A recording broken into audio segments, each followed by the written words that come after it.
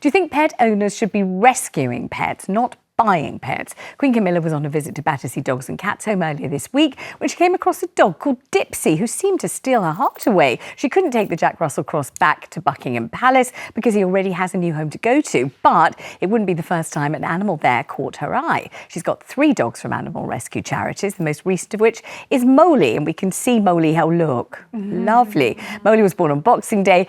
Should more of us be following in the Queen's footsteps and rescuing animals rather than buying them? 0207 862 2222 is the number. If you have a rescue animal, where did you get them from? Did you adopt the animal? Did you shop for a new animal? Do get in touch about your experience, and I really would love to hear from you about this one. Do we have any experience of this?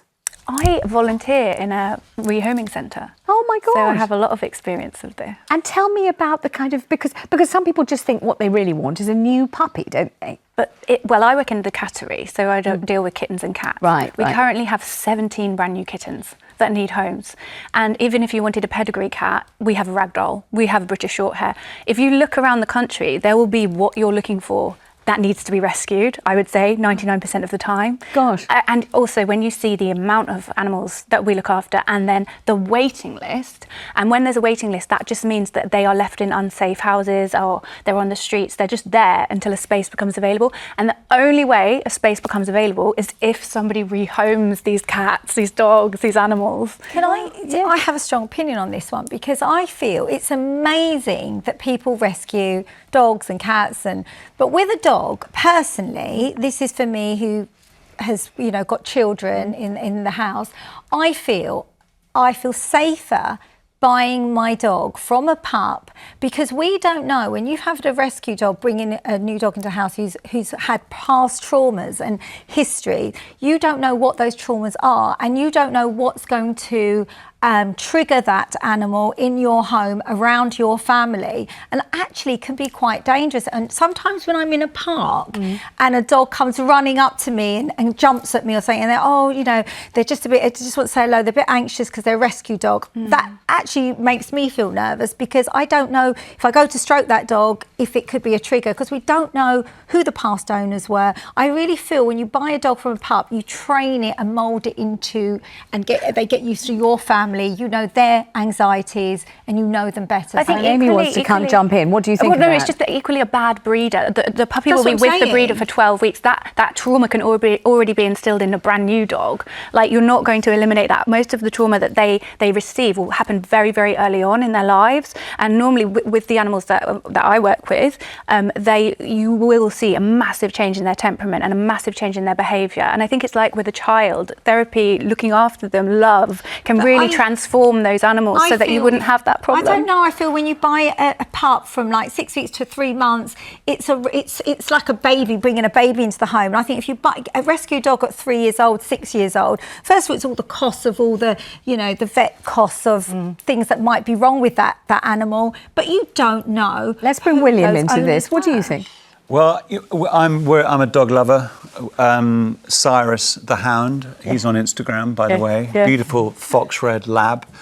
And he was bought from a breeder because we wanted to have a dog that, as you say, that we could train and grow into a loving family dog. And I think if you just want a dog and you don't have our obsession for a specific dog that you want as a working dog, etc., then if you can rescue a dog just to satisfy that need, I think that's great, because there are so many rescue dogs. And as you say, there's only a place for a rescue dog if you take a rescue dog.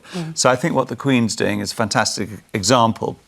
But I think if you're someone with a great doggy knowledge and you have an absolute specific need for your dog, then it does make sense to get it from a breeder, then you can bring it up as a puppy. Yes. But does anyone have how did you just go, a need for like a $2,000 bulldog that can't breathe unassisted and can't breed, definitely, without even being in a harness? Like, let me go to my caller, because I'd like to know what Stevie in London has to say about this. Hi, Stevie. Thanks for ringing. What do you think?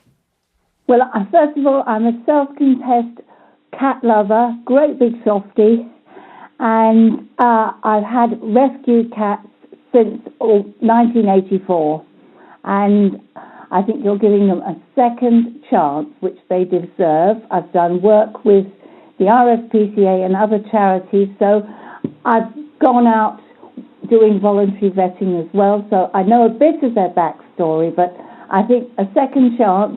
I'm looking across the room at my current big softie, who's 4 years old. He's asleep on a chair. He is a rescue from a family that didn't really understand cats, and he is just leading the life of Riley. Have you ever rescued a cat, Stevie, in all these years and found that the cat was so traumatised or had such a horrible string of experiences that you know, it was difficult to have that cat? Did you ever think, gosh, this was much more complicated and difficult to look after than I imagined? Well, this one started off that way because he was an escapologist, and now he suddenly realised that he's got the life of Riley, monopolising the best chairs and all that sort of thing. He's an indoor cat for safety reasons. He's got a dodgy back leg. So I've got some of his backstory, and the charities like Battersea and the RSPCA do teach people how to look after them, and they do know some of the backstory. All right, lovely to hear from you, and you sound very happy with your beautiful cat. Thank you. Joining us now is Billy Thompson from the Retreat Animal Rescue in Kent. Billy, hello, good to have you on. Thank you so much for joining me. Tell me about the differences as far as you're concerned between going and buying a cat or dog from a breeder, as Francine and William have both said. Then you kind of know the background and you can mould this creature into the family dog or cat that you most want, or rescuing. Well, of course, any animal you go and buy, you don't actually know the background. They're a blank canvas, puppies and kittens, and lots of those animals end up in rescue centres anyway. But coming to a rescue centre, you're going to have knowledgeable people. Oh, we've got a problem with the sound. What a shame. We'll have to get you back on the line, Billy. Let's go to Sylvia, who's on the phone in North Yorkshire. Gosh, Sylvia, you've already rescued 5 dogs. Wow. Yes, I have. Uh-huh. My first one was 1998, and she was 13 and a half.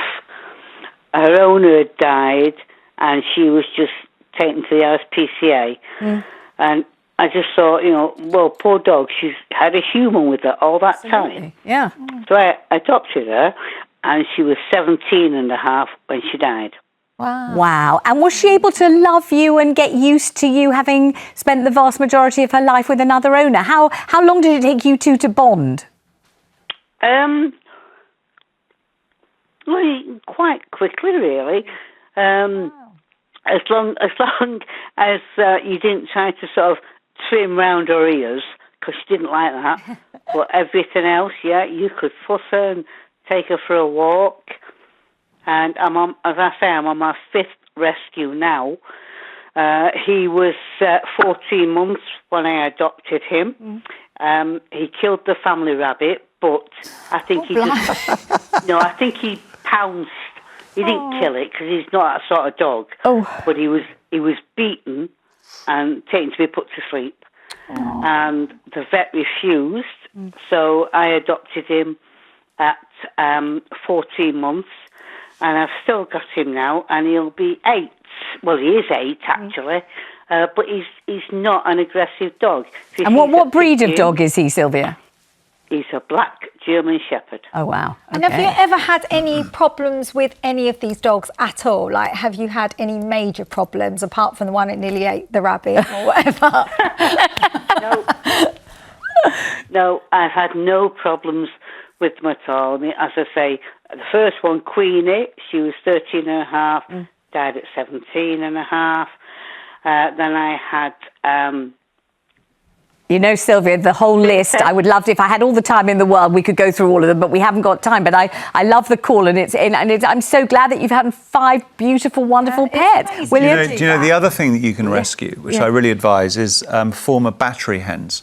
And I think it's a really wonderful idea. If you've got a little yard or some space, because obviously to prevent the hens from going into sort of probably dog food, you can rescue them and they'll lay you eggs. And they live happily ever after. They have such a nice time. Yeah, because we've done it. It's lovely. It's until a lovely you get a rescue dog that then it eats it. You try not to do that, obviously. But can I just say, it is the most amazing thing if you can do it. As I say, you know, if I'm going to have one pet in my house, I need a pet that I know I feel safe around. What pet my would you children. love? Like, what kind of animal? A dog? Well, what kind of breed I'm dog? more of a dog person, if I'm being honest. I don't want to offend any cat owners out there, but I'm not a cat person. They actually do scare me. I want to go to Emma because I want to get these calls in because they're interesting. Emma's in Southampton. Emma, do you rescue animals too?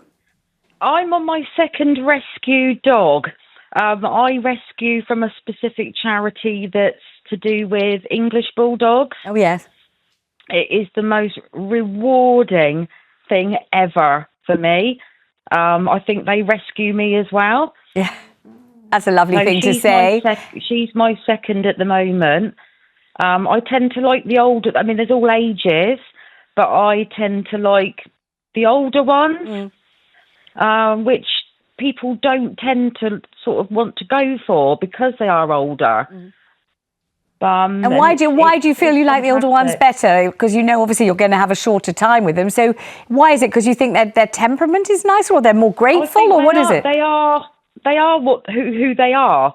They're settled in their ways. What you see is what you get.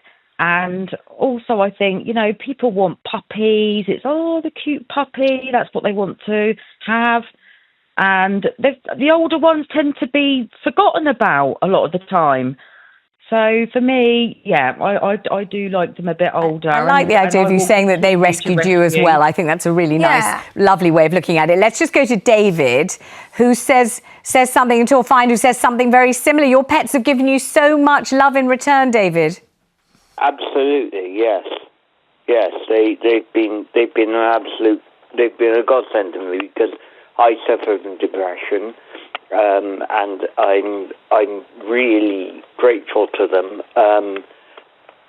Dukey, our current dog, is an absolute godsend to me. He's a rescue dog. I say he's a rescue dog. He was found on the streets of Ely in Cardiff, and he's really settled down now, and he's basically a mouth with a stomach on the end of it.